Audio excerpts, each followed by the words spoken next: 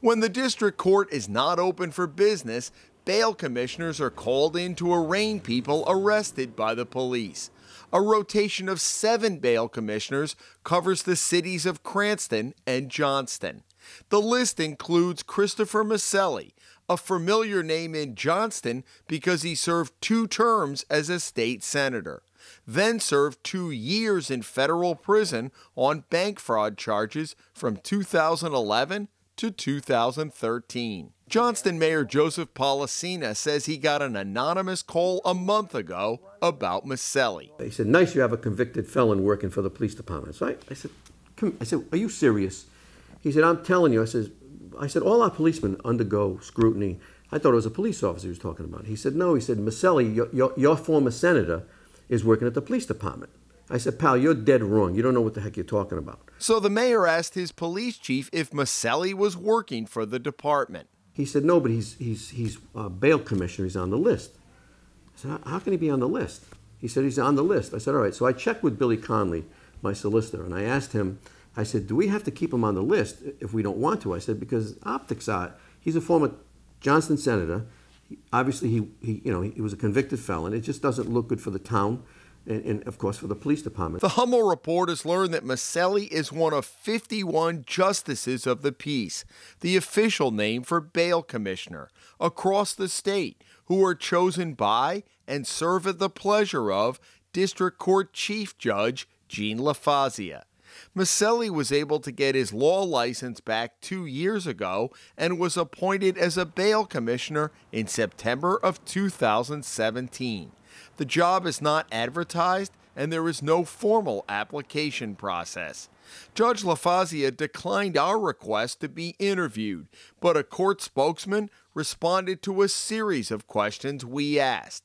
Quote, "Chief Judge LaFazia believes that public officials cannot simply give lip service to initiatives such as justice reinvestment, reentry programs, and second chances without putting our money where our mouth is."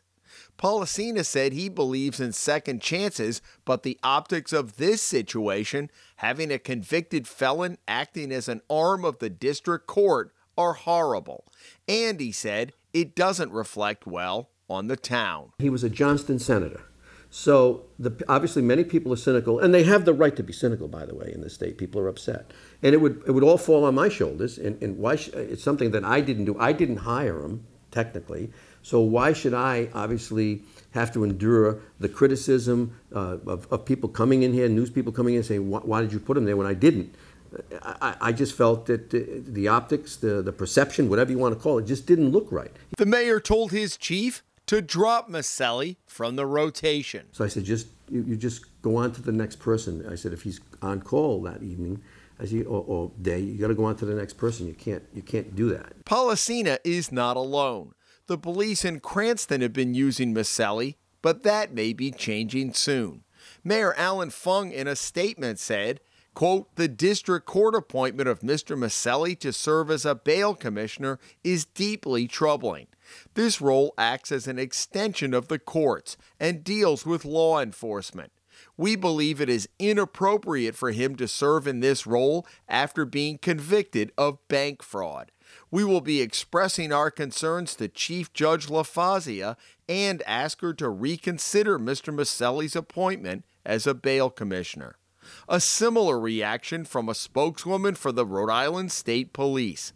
The Rhode Island State Police was not aware of Mr. Maselli's background. We do not select bail commissioners, nor do we have any role in vetting their backgrounds. They are selected by the courts.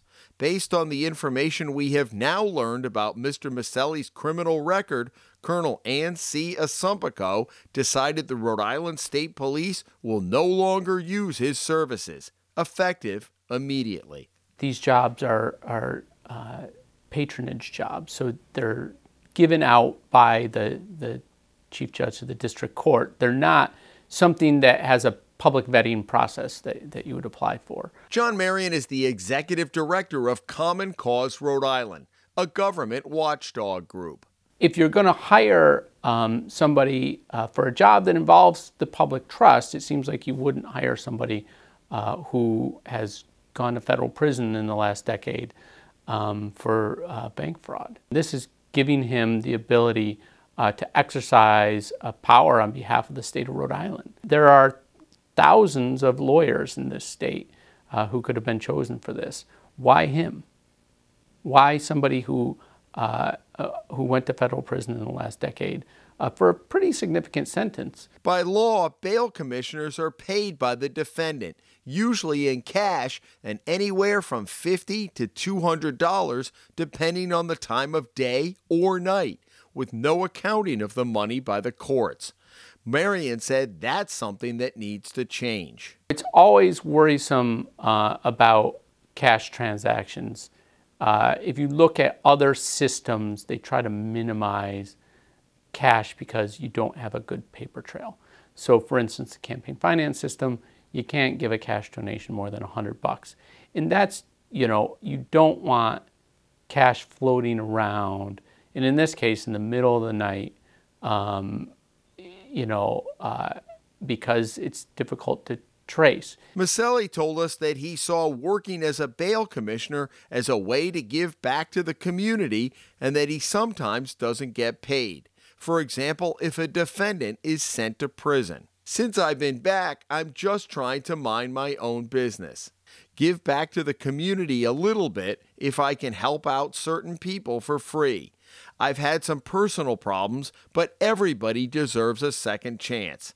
The Supreme Court decided I was deserving of my license back. I think anybody deserves a second chance. If you look at the court system is full of giving people other chances. The court system in Rhode Island suffered from terrible abuses back in the 90s, and there were significant, in the 80s and 90s, there were significant reforms because of that. We don't want to backslide at all. The courts operate very much because the people trust the authority of the court.